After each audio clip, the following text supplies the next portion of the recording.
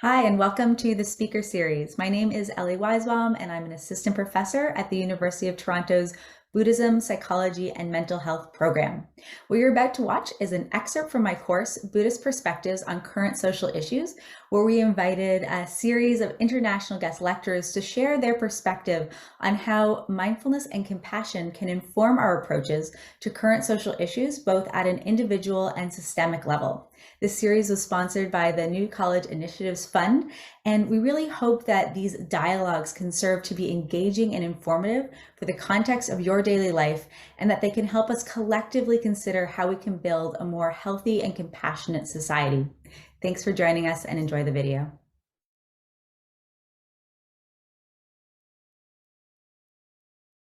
Dr. Larry Ward is a senior teacher in the tradition of Thich Nhat Hanh and Plum Village.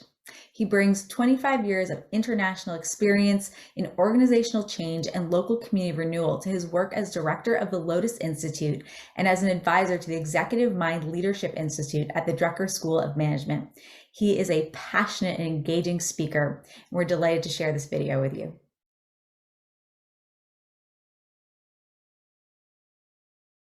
So the way I work with negative stuff that comes up is I have options. I can go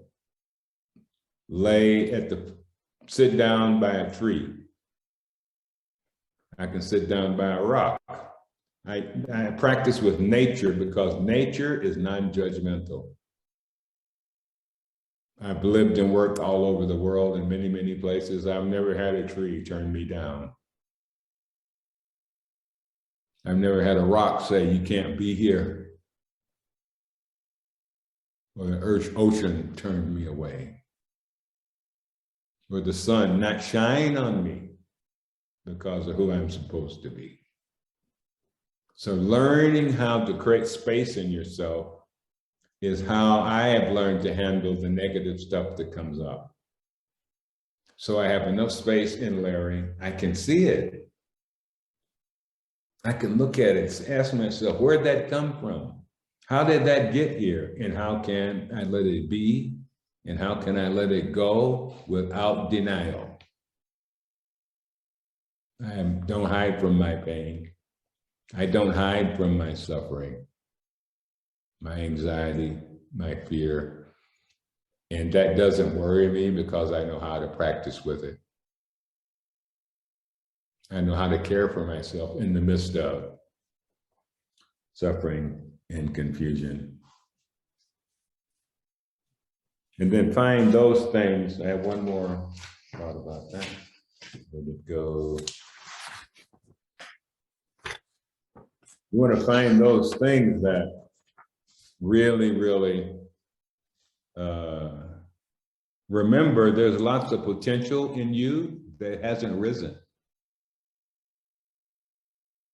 No, I had this experience recently, a couple of years ago, and I was in meditation. All of a sudden, I realized I was furious about the idea of being described as an employee.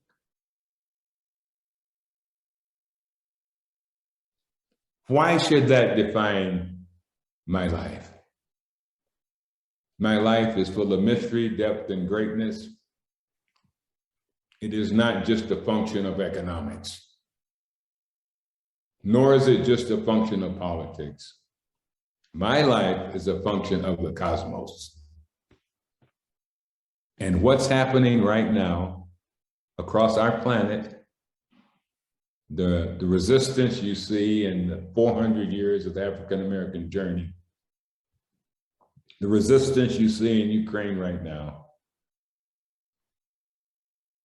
what's happening right now is a new sense of what it means to be on a planet together. The thousands or millions of people who protested George Floyd's murder. I got updates every week from some of my friends and students in Japan. I never thought I'd see the world stand up that way around systemic racism, but it has. And it is. And now you can see it a little bit everywhere. And the same with, I don't know, I often told people, it's probably good fortune I'm not a female, because I wouldn't put up with this disdain, this disrespect. This makes me sad. We have a cosmic body. We have a body created by the cosmos, of which Earth is a part. There's actually scientific evidence that there's stardust in us. And we still live like children on the playground.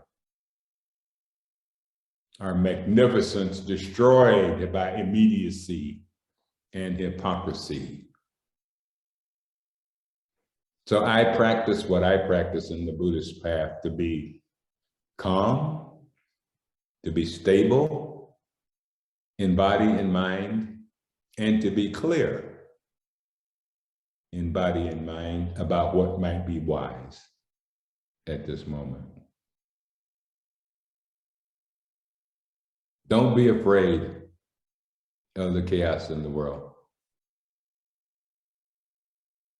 Learn how to take refuge in yourself, how to come home to yourself, come home to your true center, so that you can be stable in body and mind. And it's from that stability that the energy of transformation, healing, and revolution can occur successfully. And it's going on right now, it's happening right now. Whoever heard of Greta Thunberg 10 years ago? One little girl sitting outside her school, and now global. And now we see her, now we see, oh, she's also in Africa. Oh, there's another young woman or young man here or there. And all of a sudden we start to see this consciousness of being together on one planet. That's what's happening right now.